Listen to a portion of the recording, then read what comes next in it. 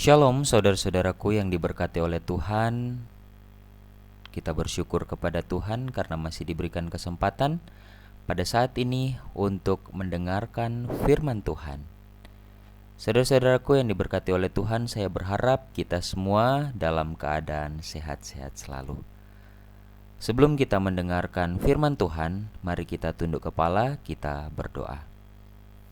Ya Tuhan, terpujilah nama-Mu, terima kasih banyak untuk berkat-Mu kepada kami sampai pada saat ini. Kami siap untuk mempelajari akan firman-Mu melalui pelajaran sekolah sahabat. Berkati kami, di dalam nama Yesus Kristus kami sudah berdoa dan mengucap syukur. Amin. Saudara-saudaraku yang diberkati oleh Tuhan, pada saat ini kita akan belajar dari pelajaran sekolah sahabat, pelajaran yang kelima, di triwulan pertama ini di tahun 2022 dengan judul Yesus Pemberi Perhentian.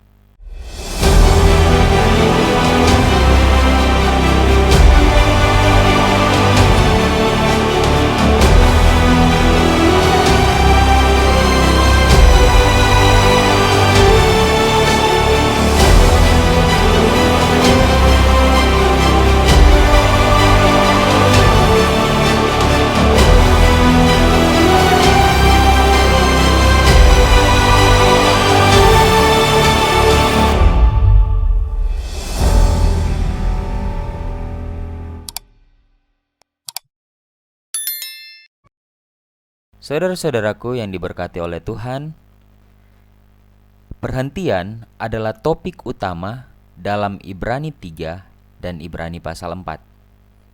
Ini adalah jenis istirahat khusus yang telah ditawarkan tetapi belum tercapai. Beberapa orang sudah menikmatinya, tetapi sebagian besar juga belum. Itu adalah istirahat yang sama seperti yang dinikmati Adam dan Hawa setelah penciptaan. Kita akan menikmati perhentian ini pada hari kita akan memasuki kota yang mempunyai dasar yang direncanakan dan dibangun oleh Allah. Tercatat dalam Ibrani pasal 11 ayat 10. Dan pada pelajaran kita pada saat ini kita akan belajar ada 2 poin penting, yaitu yang pertama perhentian bagi Israel dengan subjudulnya istirahat mana yang ditawarkan, mengapa mereka tidak masuk perhentian itu, dan kemudian poin penting yang kedua yaitu perhentian bagi kita. Dengan 3 subjudulnya yaitu kapan kita masuk perhentian ini, manakah perhentian Allah, dan kapan kita akan menikmati istirahat ini. Kita akan bahas setidaknya dari 2 poin ini dengan 5 subjudul. Oke, kita mulai pada bagian yang pertama. Istirahat mana yang ditawarkan kepada Israel? Dalam Ulangan 12 ayat 10, tetapi apabila nanti sudah kamu seberangi sungai Yordan dan kamu diam di negeri yang diberikan Tuhan Allahmu kepadamu untuk dimiliki, dan apabila Ia mengaruniakan kepadamu keamanan dari segala musuhmu di sekelilingmu, dan kamu diam dengan tentram. Saudara-saudaraku, Allah menawarkan 2 jenis istirahat kepada bangsa Israel, yaitu suatu tempat untuk beristirahat dan suatu waktu untuk beristirahat. Jadi ada tempat dan waktu. Abraham dijanjikan bahwa keturunannya akan tinggal di Kanaan, dari sungai Mesir sampai sungai Efrat. Jadi tempat dijanjikan kepada Abraham keturunannya akan tinggal di tempat yaitu namanya Kanaan. Kanaan akan menjadi Eden kedua di mana Allah dan Israel akan menikmati istirahat dan kebersamaan. Jadi Allah menawarkan 2 jenis istirahat kepada bangsa Israel, yaitu tempat dan waktu, dan kepada Abraham dijanjikan tempat dan keturunannya yaitu Kanaan. Nah, Kanaan ini akan menjadi Eden kedua di mana Allah dan bangsa Israel akan menikmati istirahat dan kebersamaan pastinya. Itu tercatat dalam Ulangan 12 ayat 9. Pertama, mereka harus mengusir orang-orang yang telah melampaui batas kejahatan dalam Kejadian 15 ayat 16. Jadi supaya mereka dapat menempati tempat itu, yaitu hal pertama yang harus mereka lakukan, harus mengusir orang-orang yang telah terlalu jahat, dan kemudian menghapus sepenuhnya penyembahan berhala dari negeri itu. Di sisi lain, Allah memberi mereka Sabat. Ya, ini waktu. Kalau tadi tempat, sekarang waktu. Allah memberi mereka Sabat sebagai suatu momen khusus untuk mengingat penciptaan dan penebusan, sehingga menikmati istirahat ilahi. Keluaran 20 ayat 8 sampai 11 dicatat di sana, dan Ulangan 5 ayat 12 sampai 15.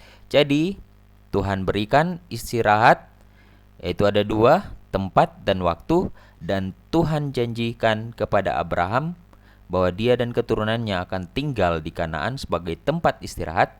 Kemudian ada waktu mereka beristirahat, yaitu di hari Sabat.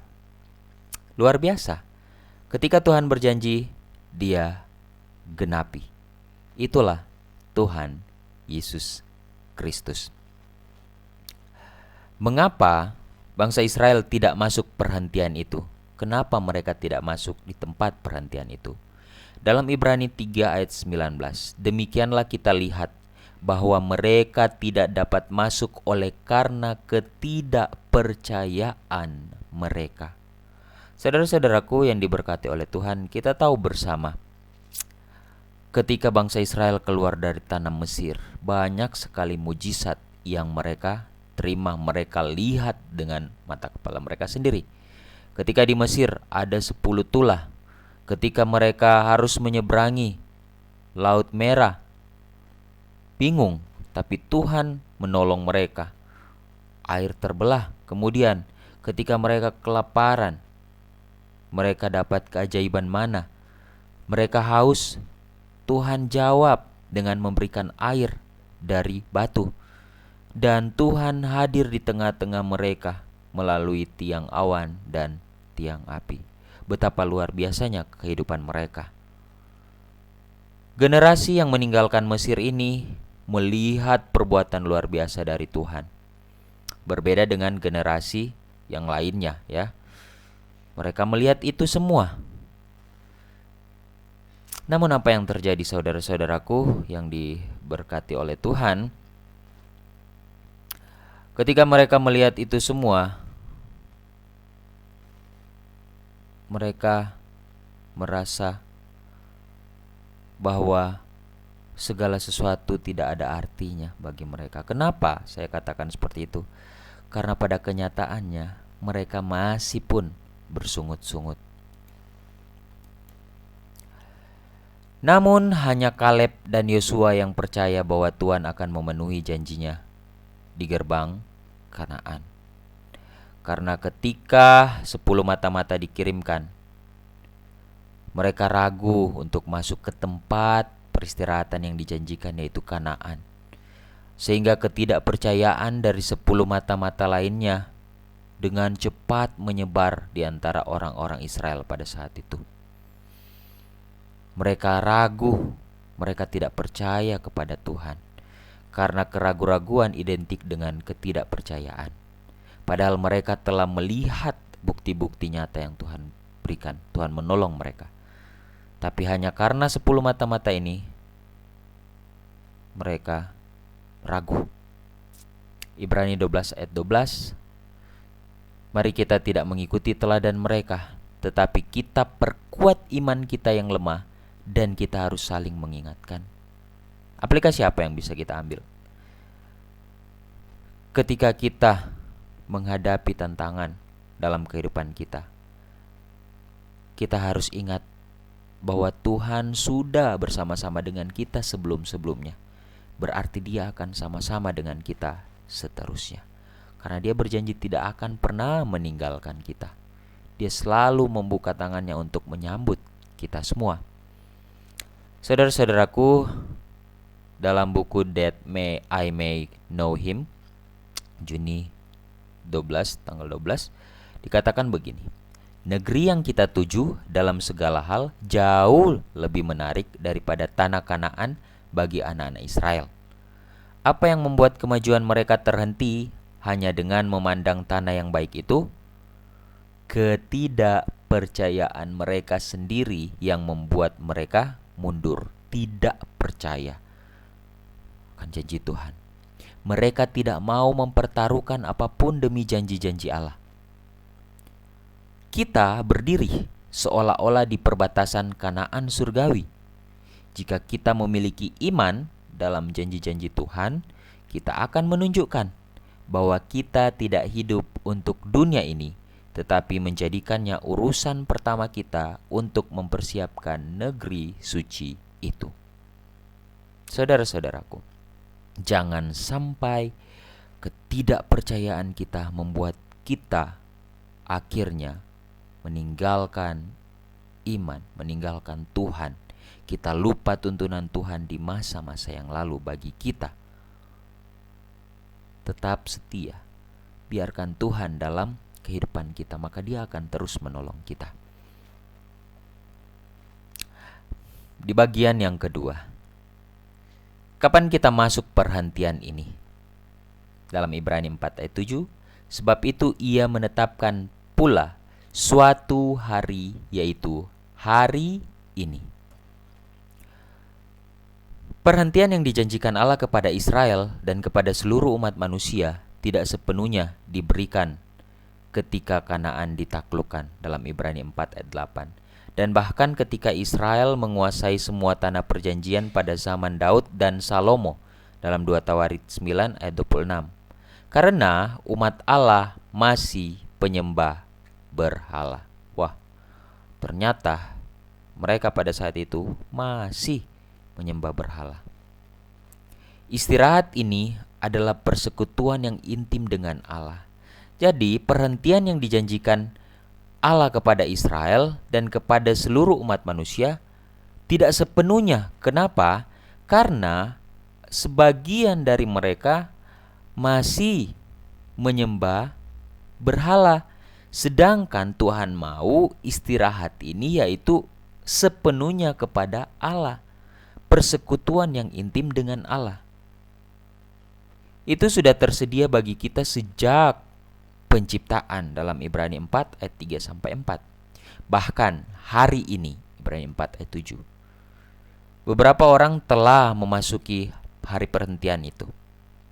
Dan yang lain akan segera melakukannya. Ya.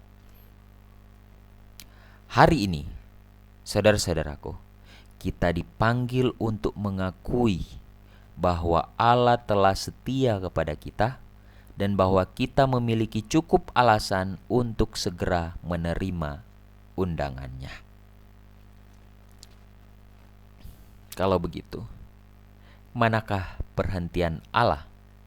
Dalam Ibrani 4 ayat 10, sebab barang siapa telah masuk ke tempat perhentiannya, ia sendiri telah berhenti dari segala pekerjaannya, sama seperti Allah berhenti dari pekerjaannya.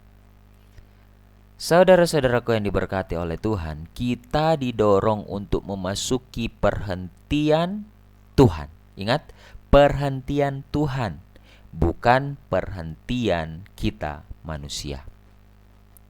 Ada dua momen dalam Alkitab ketika Tuhan beristirahat, yaitu dalam Kejadian 2 ayat 2-3. Momen pertama yaitu di hari Sabat. Dan di 2 Tawarit 6 ayat 41, yaitu setelah pembangunan bait suci. Pada bagian pertama, yaitu hari Sabat, dia telah menyelesaikan pekerjaannya. Kemudian yang kedua, janjinya telah digenapi. Istirahat pertama ini rusak oleh dosa. Dan yang kedua tidak lengkap karena bangsa Israel masih menyembah berhala. Untuk itu saudara-saudaraku, saat sekarang ini bagi saya dan saudara, Allah masih rindu untuk memberi kita perhentian yang penuh dan sempurna, seperti Adam dan Hawa yang diberikan pada Sabat pertama mereka. Maka Tuhan, Dia akan memberikannya kepada kita setelah tahtanya didirikan di Yerusalem baru dalam Wahyu 22 ayat 3. Untuk itu, maukah Anda dan saya memasuki perhentiannya, yaitu kerajaan sorga. Satu tempat yang luar biasa. Tidak ada tangisan dan duka cita. Tidak ada kejahatan di sana. Itulah yang Tuhan janjikan, kita masuk di tempat di mana di sana ada kedamaian, ada istirahat yang sejati. Luar biasa, bukan? Kapan kita akan menikmati istirahat ini? Dalam Ibrani 4 ayat 10 katakan tadi, sebab barang siapa telah masuk ke tempat perhentiannya, ia sendiri telah berhenti dari segala pekerjaannya, sama seperti Allah berhenti dari pekerjaannya. Pertanyaannya, dari apa kita beristirahat ketika kita memasuki perhentian Tuhan? Yaitu kita dibebaskan dari pekerjaan kita sendiri ketika kita menerima Tuhan sebagai pencipta dan penebus kita, seperti perintah tentang Sabat yang mendorong kita untuk melakukannya. Artinya begini, kita bebas dari usaha mencapai keselamatan dengan usaha kita sendiri. Yang sebelumnya kita berusaha untuk hidup benar dengan kekuatan kita, dengan jasa-jasa kita, tapi kita tidak mampu. Tapi ketika kita menerima perhentian yang Tuhan berikan untuk kita, kita biarkan Tuhan hidup dalam hidup kita, kita dimampukan. Dan apa, saudara-saudaraku? Kita bebas dari usaha itu, usaha sendiri mencapai keselamatan, karena Tuhan yang mengerjakan itu semua di dalam kehidupan kita. Itulah yang dinamakan dengan hidup oleh iman, atau pembenaran oleh iman. Ketika kita menerima keselamatan yang Yesus tawarkan, kita akan menemukan, dalam Matius 11 ayat 29 katakan, jiwamu akan mendapat ketenangan. Dan inilah cara kita memasuki perhentiannya. Luar biasa, bukan? Di sisi lain, dalam Ibrani 4 ayat 9, jadi masih tersedia suatu hari perhentian, hari ke-7 bagi umat Allah. Dia kasih tempat, dia kasih waktu juga untuk kita. Tempatnya itu ketika kita diselamatkan, kita berada di tempat yang penuh dengan istirahat sejati, ketenangan. Dan saat ini dia berikan juga bagi kita waktu untuk beristirahat, yaitu hari ke-7 bagi umat Allah. Ini adalah perhentian masa depan yang sempurna dan bebas dari dosa. Karena itu, baiklah kita berusaha untuk masuk ke dalam perhentian itu. Ibrani 4 ayat 11. Pena Inspirasi menuliskan dalam Step to Christ chapter 8 halaman 70. Satu kehidupan yang di dalam Kristus ialah kehidupan yang penuh damai. Pengharapanmu bukanlah di dalam dirimu sendiri, melainkan di dalam Kristus. Kelemahanmu dipadukan dengan kekuatannya, kebodohanmu dengan kebijaksanaannya, kelemahanmu kepada kekuatannya yang perkasa itu. Biarlah pikiran tinggal atas kasih-Nya, atas keindahan, kesempurnaan tabiatnya. Kristus di dalam penyangkalan dirinya sendiri, Kristus di dalam kehinaannya, Kristus di dalam kekudusan dan kesuciannya, Kristus di dalam kasih-Nya yang tiada taranya. Inilah perkara-perkara yang patut direnung-renungkan jiwa. Dengan mengasihi Dia, mengasihi Yesus, dengan meniru Dia, bergantung sepenuhnya atasnya, engkau dapat diubahkan menjadi serupa dengan Dia. Luar biasa pelajaran sekolah sahabat kita pada saat ini. Saudara-saudaraku, mari kita jadikan Yesus sebagai teladan kita. Dia berikan satu istirahat, perhentian, tempat, dia berikan waktu untuk beristirahat. Kenapa? Dia tahu kita membutuhkan istirahat. Karena dia sangat mengasihi kita, dia berikan hari istirahat itu bagi kita. Kalau dia tidak mengasihi kita, dia nggak akan berikan kita peristirahatan. Dan apa yang akan terjadi ketika kita tidak beristirahat? kita akan kelelahan, capek, sakit, dan lain sebagainya. Itulah bukti kasih Tuhan. Mari kita lihat setiap perintah Tuhan itu bukan sebagai beban bagi kita, tetapi kita lihat dari segi kasih Tuhan. Tuhan tahu karena Dia yang menciptakan kita. Dia tahu apa yang menjadi kebutuhan kita. Dia nggak berikan kita pekerjaan yang terus menerus, tapi Dia berikan kita satu hari untuk beristirahat. Itu karena kasih karunia Dia. Itulah luar biasa Tuhan kita. Pelajaran kita sampai di sini. Kiranya Tuhan memberkati kita semua. Amin.